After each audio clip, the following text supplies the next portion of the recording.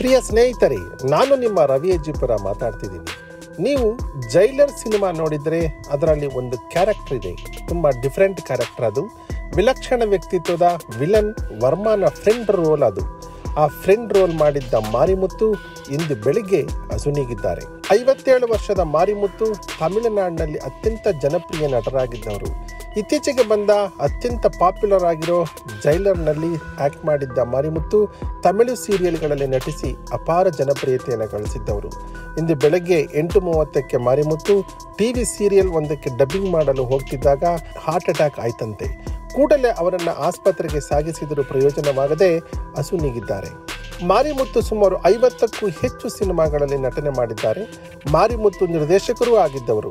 ನಿರ್ದೇಶಕನಾಗಬೇಕು ಅಂತಾನೆ ಪಸುಮಲೈ ತೇರಿಯಿಂದ ಚೆನ್ನೈಗೆ ವಲಸೆ ಬಂದವರು ಮಾರಿಮುತ್ತು. 90ರ ದಶಕದಲ್ಲಿ ಬಂದ ಅರಣ್ಮನೈಕಿಲಿ, ಎಲ್ಲಮ್ಮಿ ಎನ್ ರಾಸತಾನ್ ಸಿನಿಮಾಗಳಿಗೆ ಅಸಿಸ್ಟೆಂಟ್ ಡೈರೆಕ್ಟರ್ ಆಗಿ ಕೆಲಸ ಮಾಡಿದ್ದವರು ಮಾರಿಮುತ್ತು.